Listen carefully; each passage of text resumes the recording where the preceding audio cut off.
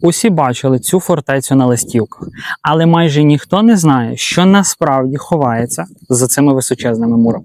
Привіт! Ми в Кам'янці-Подільському. Багато хто звик думати, що середньовічні замки – це просто красиві декорації для ваших фотографій.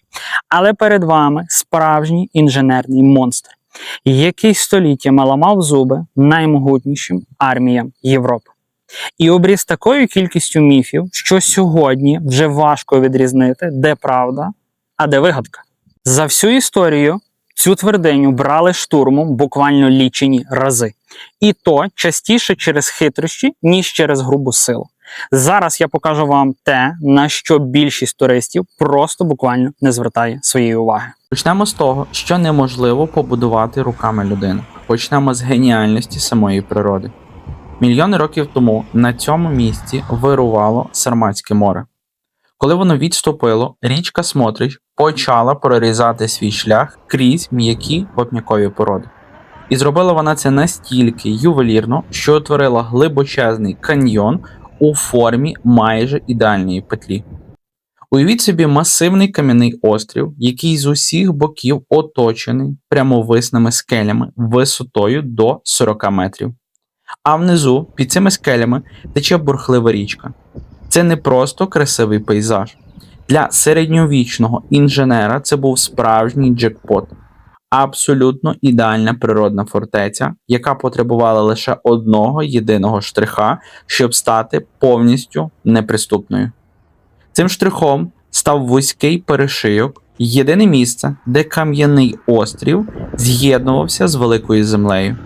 Саме тут, на цій тонкій природній шийці, і вирішили збудувати замок, який мав намертво закоркувати вхід до самого міста. Правило було простим. Хто контролює цей перешийок, той контролює абсолютно все. Але як перетворити просто вдалий ландшафт на справжню машину для вбивства ворожих амбіцій? У 14 столітті за цю справу беруться литовські князі Коріятовичі. Вони замінюють старі дерев'яні частоколи на міцний камінь і починають зводити фортифікаційну систему, яка на кілька століть випередить свій час. Вони чудово розуміли, щоб зупинити багатотисячні армії, потрібні не просто високі стіни, потрібна здатність обернути саму природу проти вашого ворога. Так виникла ідея унікальної системи шлюзів. У разі небезпеки оборонці могли перекрити русло річки Смотрич, вода стрімко піднімалася, затоплювала каньйон, і замок перетворювався на абсолютно ізольований острів. Ідеальна смертельна пастка для будь-кого, хто наважиться підійти надто близько. Підписуйтесь на канал Контури Історії, щоб не пропустити нові випуски. Подивіться на цей міст. Здавалося б, звичайна переправа. Але є один нюанс, який ламає всі класичні уявлення про фортифікацію. Це чи не єдиний в світі міст, який побудований не впоперек річки, а вздовж її русла. Він стоїть на вузькому природньому перешийку, який з обох боків обривається в глибочезний каньйон. Тобто природа сама створила тут буквально ідеальний рів, який неможливо було ні засипати, ні перейти. Ворожі полководці могли тут тижнями стояти, дивитися на ці прекрасні мури і розуміти, що лобова атака – це для них гарантоване самогубство. І тому вони буквально просто змушені були шукати якісь альтернативні ходи, включати свою стратегію, тактику та логіку, щоб взяти цей замок. І це була абсолютна правда. Будь-який полководець, який підходив до Кам'янця, швидко розумів, взяти цю твердиню класичним штурмом, так би мовити, в лоб неможливо. Тому війна тут перетворилася на змагання найвищих інженерних розумів Європи та Сходу. Століття минали, і правила військового мистецтва кардинально змінились. На зміну лукам і требушетам прийшов чорний порох. У 16 та 17 століттях артилерія стала настільки потужною, що старі високі камінні мури вже не могли витримувати ударів важких гармат. Камінь просто розлітався на друзки від прямих влучань. Щоб врятувати фортецю, сюди запрошують найкращих військових архітекторів з усієї Європи, серед яких був відомий, зокрема, інженер Іов Претвич. Вони розуміють, щоб протистояти новітній артилерії, потрібно щось м'якше за камінь. Так, перед старим замком виростає новий замок, грандіозна система земляних бастіонів та ровів, які утворили форму рогів. Земля чудово гасила кінетичну енергію гарматних ядер, не даючи їм руйнувати основні камінні стіни. Замок перетворився на справжнього фортифікаційного монстра. Складно сурядні підземні галереї для прихованого переміщення військ, продумана система вентиляції для відведення диму під час стрілянини і глибоченні колодязі, прорубані прямо в суцільній скелі, щоб гарнізон ніколи не помирав від спраги. Здавалося, камінець став абсолютно невразливим. Європейські монархи з гордістю називали його крайнім бастіоном християнства. Але головне випробування було ще попереду. Насувався 1672 рік. Рік, коли під ці стіни прийде найстрашніша військова машина того часу, яка не знала ніколи поразок.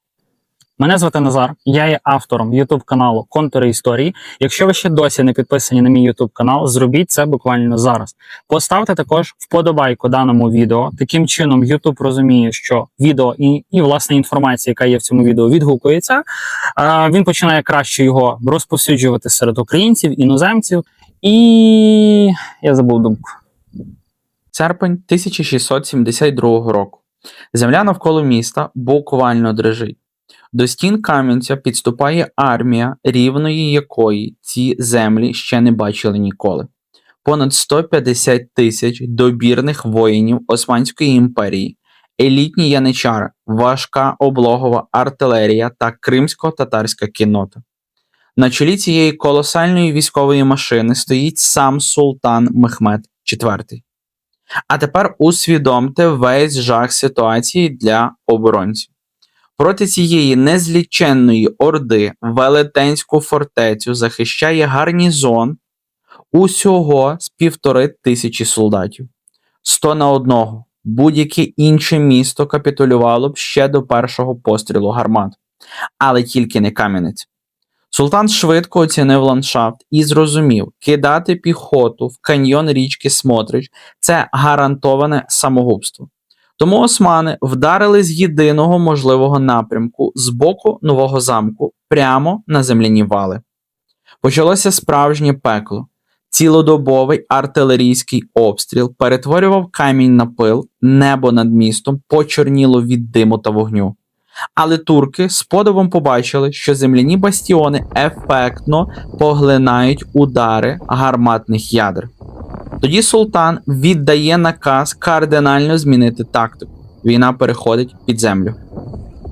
Османські сапери починають копати глибокі мінні галереї прямо в скелі, щоб закласти тонни чорного пороху під мури фортеці. Оборонці постійно чули глухі удари кирок глибоко під ногами. У відповідь вони почали копати власні контрмінні тунелі, намагаючись перехопити ворога наосліп. Уявіть собі цей кошмар. Жорстокі рукопашні бої в абсолютній темряві, у вузьких кам'яних норах, де буквально кожен невірний крок міг спровокувати фатальний вибух. 27 днів безперервного жаху. Гарнізон тримався буквально з нелюдською впертістю. Один із ключових командирів цієї оборони був Міхал Володийовський, видатний військовий геній, про якого пізніше напишуть історичні романи. Він присягнувся, що швидше загине, ніж здасть фортецю. І своє слово він дотримав. Також можете запланувати на це літо сюди приїхати, подивитися на прекрасний замок і мури Кам'янця-Подільського. Долучайтеся до спонсорства каналу. Це можна зробити всього лише від 30 гривень на місяць. Ви стаєте співавтором кожного нового відео, випуска, який буде виходити на цьому YouTube каналі. Зараз є дуже багато ідей, інтерактивів, які я зі своєю командою Сподіваюся, що зможемо втілювати. Також у вас тут на екрані і в описі даного відео будуть реквізити Монобанка Приват, за якими також можна зробити одноразові донати, підтримати мене як автора, створення україномовного YouTube каналу про українського, історичного, про патріотичного. Наприкінці серпня османським саперам таки вдається закласти гігантську міну під головні укріплення. Страшенний вибух розриває землю на шматки. Стіна падає. Стає зрозуміло, тримати оборону далі означає приректи на тотальну різню усе цивільне населення міста. Польське командування приймає важке рішення про капітуляцію. Але для Міхала Володийовського це була абсолютна особистісна трагедія. Коли гарнізон почав залишати замок, пролунав ще один справді апокаліптичний вибух. У повітря злетів головний пороховий погріб, поховавши під уламками сотні людей і самого лицаря. Історики досі сперечаються, чи це була трагічна випадковість, чи останній жест відчаю незламного командира. Так, Кам'янець-Подільський на довгих 27 років опинився під владою Османської імперії. Уявіть собі цю сюрреалістичну картину. Над класичним європейським містом лунає спів муедзина. Християнські храми перетворюють на мечеті. Саме тоді біля кафедрального костелу збудували височенний мінарет, який стоїть там і досі. Але ось що найголовніше. Всупереч популярним міфам, османи не нищили замок. Навпаки, вони вклали буквально колосальні кошти в його ремонт та його зміцнення. Для них це був найцінніший форпост у Східній Європі. Султан беріг цю фортецю. Тоді виникає логічне запитання: якщо найстрашніша армія Сходу не розтрощила ці мури, то хто ж тоді довів їх до стану руїни? Ці стіни бачили гетьманів, королів і султанів. Тут творилася історія, яка кардинально відрізняється від того, що нам з вами розповідали в школі. Сьогодні ми спробуємо розібратися, які ще таємниці приховують башти та підземелля Кам'янця. А поки напишіть у коментарях, як ви думаєте, яка саме армія завдала цій фортеці найбільшої шкоди за всю її історію? Спойлер, правильна відповідь здивує буквально кожного. Пишіть ваші варіанти, а я поки піду познімаю вам зблизька. Відповідає на питання, яке я щойно вам задавав. Яка ж імперія завдала цій величній фортеці найбільше шкоди? Ні, це були не турки і не татари. Найбільше оригінальної середньовічної архітектури було цілеспрямовано знищено Російською імперією. Наприкінці 18 століття, після поділів Речі Посполитої, Кам'янець-Подільський опиняється під владою двоголового орла. Кордони імперії посунулися далеко на захід, і замок миттєво втратив своє стратегічне військове значення. Що робить цивілізована держава з такою видатною пам'яткою? Зберігає її для нащадків. Що зробила російська влада? Вона перетворила унікальну європейську твердиню на звичайнісіньку губернську в'язницю. Почалася епоха вандалізму в законі. Щоб переобладнати лицарські каземати під тісні тюремні камери, царські чиновники безжально пробивали нові вікна в багатометрових мурах. Вони руйнували старовинні склепіння, замуровували унікальні підземні галереї та вентиляційні шахти, порушуючи буквально саму інженерну логіку будівлі. Уявіть собі ці стіни в 19 столітті. Сирість, холод, постійний брязкіт кайданів. Місце, де колись елітні європейські гарнізони захищали кордони від навал, перетворилося на пересильний пункт для кримінальників. І буквально, що найголовніше, для політичних в'язнів. Для тих, хто наважувався йти проти системи. І саме тут з'являється постать, яка стала справжнім нічним кошмаром для місцевої російської адміністрації. Подивіться на цю масивну споруду. Це Папська вежа.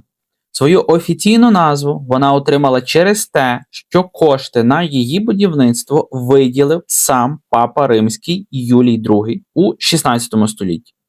Але українці знають її під зовсім іншою назвою – Кармелюкова. Устим Кармелюк – це не просто місцевий бунтар, це український Робін Гуд, який організував масовий рух опору проти російських поміщиків на Поділлі. Влада боялася його настільки, що після чергового арешту вирішила запроторити в найнадійнішу одиночну камеру всієї імперії, саме в цю кам'яну пастку. Його прикували важкими ланцюгами прямо до кам'яного стовпа. Здавалося б, звідси неможливо вибратись. 3 метри суцільного каменю навколо і постійна охорона. Але Кармелюк ламав усі імперські стереотипи. Він сидів тут тричі і, звичайно, що втікав також тричі. Як саме йому це вдавалося?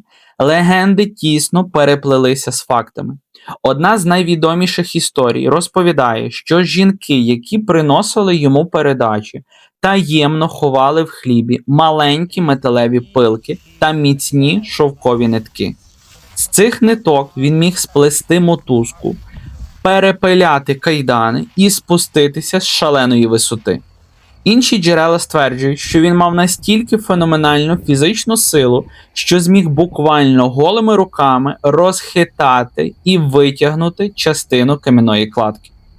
Факт залишається фактом. Навіть наймогутніша тюрма імперії не змогла втримати людину, яка боролася за свободу своєї землі. Але найтемніша ніч завжди буває перед світанком. Початок ХХ століття приніс глобальну катастрофу, яка зрештою зламала хребет російському двоголовому орлу. Перша світова війна та революція 1917 року запустили незворотній процес. Імперія, яка століттями викачувала звідси ресурси, почала розвалюватися буквально на шматки. І в цьому кривавому хаосі українці нарешті отримали свій історичний шанс відновити свою власну державу. Постає Українська Народна Республіка. Проте цю незалежність довелося виборювати зі зброєю в руках буквально з першого ж дня.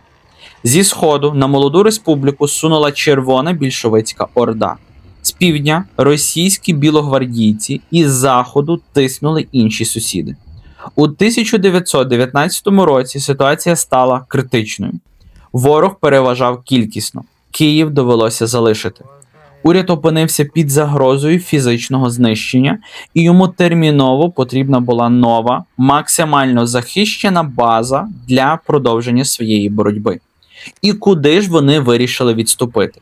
Туди, де буквально сама природа і багатовікові кам'яні мури могли забезпечити надійний захист. Так, Кам'янець-Подільський, який сотні років тому боронив Європу від османів, отримав абсолютно нову, найважливішу місію у своїй історії. Він став останнім бастіоном української незалежності. Червень 1919 року. До міста офіційно переїжджає директорія УНР на чолі з головним отаманом Симоном Петлюрою. Це неймовірний факт, який радянська історіографія потім намагалася випалити з пам'яті кількох поколінь. Протягом майже півроку Кам'янець-Подільський був офіційною столицею України. Цей період історики так і назвуть Кам'янецька доба.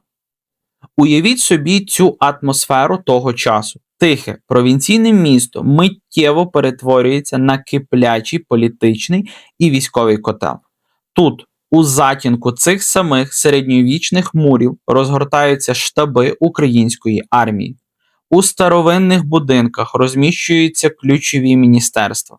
На вулицях поруч із військовими можна зустріти дипломатів іноземних місій. Тут активно працюють українські видавництва, відкриваються українські гімназії та навіть засновується державний університет. А в місцевих друкарнях цілодобово працюють верстати, тут друкують власні національні гроші, українські гривні та карбованці. Кам'янець став символом абсолютної незламності. Навіть коли здавалося, що надії вже немає, коли територія вільної України скоротилася до розмірів одного цього міста та кількох десятків кілометрів навколо нього, державний апарат не здався. Тут, на площі перед ратушею, українські військові складали урочисту присягу на вірність своєму народу перед тим, як іти у смертельні бої. Ці стіни бачили неймовірний героїзм армії УНР, яка билася в повному оточенні, без ліків, без достатньої кількості набоїв, страждаючи від епідемії тифу. Коли більшовики зрештою окупували місто, вони зробили все, щоб буквально повністю переписати цю сторінку історії. Вони хотіли, щоб майбутні покоління приїжджали сюди просто як звичайні туристи і бачили лише гарну стару фортецю. Щоб ми фотографувалися на фоні стін і не знали, що саме тут знаходилося серце нації, яке відмовилося битися в імперських кайданах. Але після поразки Української Народної Республіки над Кам'янцем остаточно опускається червона завіса. Більшовики чудово розуміли магнетичну силу цього місця і того духу свободи, який воно втілювало. Вони не могли просто знести гігантський замок, тому обрали іншу тактику – перетворити його на інструмент своєї пропаганди і терору. Спочатку за цими мурами продовжувала функціонувати тюрма. Тільки тепер тут отримували вже нових ворогів народу, тих, хто не змирився з радянською окупацією. У підвалах та казематах відпрацьовувалися ті самі жорстокі методи придушення людської гідності, які вже зовсім скоро масштабуються на весь Радянський Союз у вигляді сумнозвісної системи таборів ГУЛАГу. Стіни, що колись захищали цивілізацію, стали мовчазними свідками її нищення. Згодом комуністи вирішили кардинально змінити підхід. Вони оголосили фортецю музеєм-заповідником. Але це був заповідник із повністю стерилізованою, викривленою історією. З екскурсій і радянських путівників тотально викреслили згадки про геніальних європейських інженерів, про литовських князів і, звісно ж, про добу УНР. Вся велична військова і державницька історія Кам'янця була штучно ампутована. Замок мав асоціюватися виключно з пригніченням бідного селянства. Щоб остаточно зламати європейський дух міста, комуністи взялися за його унікальну архітектуру. У 30-х роках було цинічно підірвано десятки старовинних храмів у старому місті, які створювали той самий неповторний силует. Каміння з них просто розтягували на будівельні матеріали. А далі прийшов 1941 рік. Друга світова війна завдала Кам'янцю страшних і кривавих ран. Місто було окуповане нацистами, і під час жорстоких боїв старе місто було просто розбомблене майже на 80%. Воно буквально перетворилося на пустку з попелу та щебеню. Коли у 1944 році німецькі війська відступали під натиском радянської армії, вони застосували тактику випаленої землі. Їхньою метою було знищення всіх головних транспортних артерій. І під цей удар потрапив наш унікальний замковий міст. Той самий дивоміст, що стоїть вздовж русла річки Смотрич. Його було заміновано і частково підірвано. Здавалося, що кам'яне серце Кам'янця зупиниться вже назавжди. Проте навіть тонни вибухівки ХХ століття не змогли остаточно розірвати цей зв'язок між епохами. Міст вистояв, хоч і зазнав жахливих руйнувань. У перші повоєнні роки Кам'янець-Подільська фортеця являла собою моторошне видовище. Понівечені вежі, провалені дахи, гори каміння та попелу. Довгий час радянській владі було абсолютно не до збереження цієї європейської спадщини. Замок стояв пусткою, поступово заростаючи чагарниками. Лише у 60-х роках ХХ століття Москва вирішує, що з цих руїн можна зробити непогану туристичну вітрину. Починається масштабна реставрація. Але те, як її проводили, досі викликає жах у сучасних істориків та архітекторів. Радянський підхід був максимально прагматичним і грубим. Там, де не вистачало оригінального каменю, будівельники просто заливали все тоннами дешевого бетону. Унікальні середньовічні мури, які збиралися європейськими майстрами буквально по камінчику, замазували сучасним цементом. Багатьом вежам надали нових стандартизованих форм, які ніколи не існували в реальності. Просто тому, що так було простіше намалювати в проєкті. Це була не реставрація, а створення театральної декорації.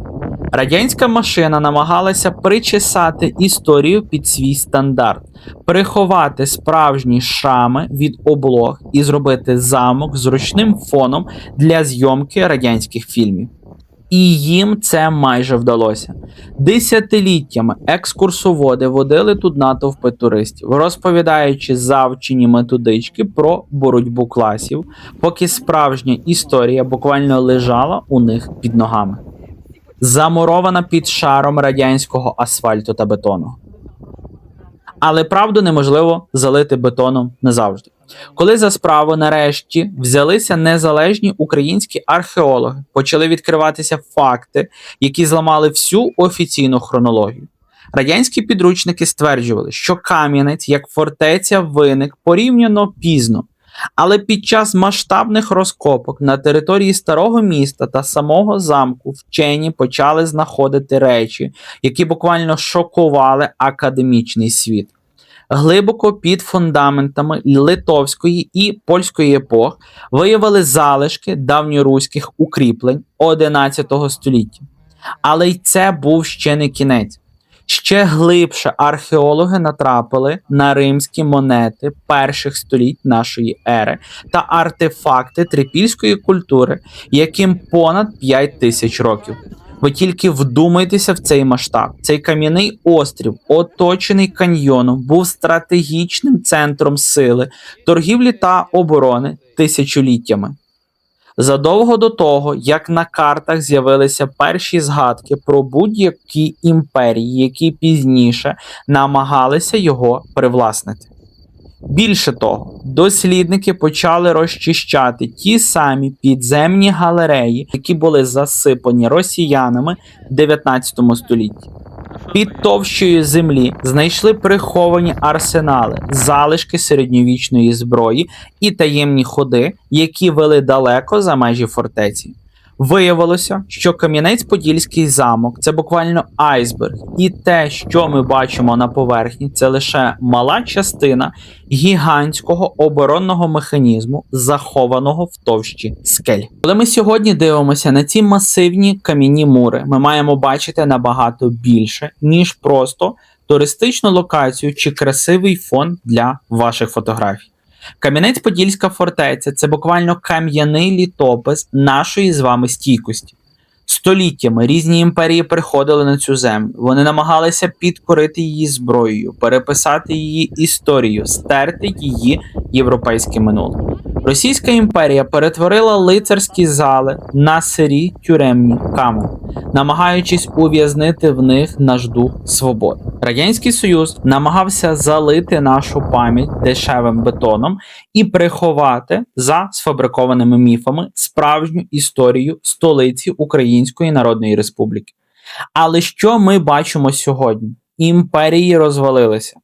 Тюрми спорожніли, бетонні підробки тріскаються, а старе оригінальне каміння, закладене литовськими князями і європейськими інженерами, продовжує стояти. Воно витримало найстрашніші артилерійські обстріли, пережило підземні вибухи окупації та тотальне руйнування міста. Цей замок пережив усіх своїх ворогів, і в цьому полягає його найголовніший урок для нас з вами сьогодні. Кам'янець-Подільський – це залізобетонний доказ того, що Україна ніколи не була якоюсь провінційною окраїною. Ми завжди були органічною, невід'ємною частиною великої європейської військової та політичної історії. Наші інженери будували фортифікації світового рівня. Наші військові зупиняли навали, перед якими тремтів буквально увесь континент. Наші лідери створювали державні інституції навіть у повному оточенні ворогів, коли здавалося, що надії вже більше немає. Тому наступного разу, коли ви приїдете до Кам'янця, не поспішайте просто пробігтися головним подвір'ям, зробити селфі і поїхати кудись далі. Зупиніться на замковому мосту, який кинув виклик законам фізики. Доторкніться до посічених шрамами стін Кармелюкової вежі. Спустіться в каньйон річки Смотрів. Відчуйте цей неймовірний масштаб. Це не просто старе каміння, це масивний фундамент нашої ідентичності, який неможливо знищити жодною зброєю чи пропагандою. Справжня історія України набагато крутіша за будь-які вигадані легенди чи голівудські фільми. Її просто потрібно звільнити від імперського пилу. Якщо вам відгукується такий формат і ви хочете знати правду про наше з вами славнозвісне минуле, обов'язково підписуйтесь на канал прямо зараз і тисніть на дзвіночок. Дякую всім, хто вже дивиться, поставив вподобайку, прокоментує дане відео. Дякую всім наявним спонсорам, всім донаторам, хто підтримує мій канал та мене як автора. Зараз є дуже велика потреба в техніці, в стабілізаторі, в світлі, в дуже багато різних речах. Тому всім велика вдячність за підтримку та допомогу в просуванні каналу. Бережіть себе, побачимося з вами в наступних відео. І слава Україні!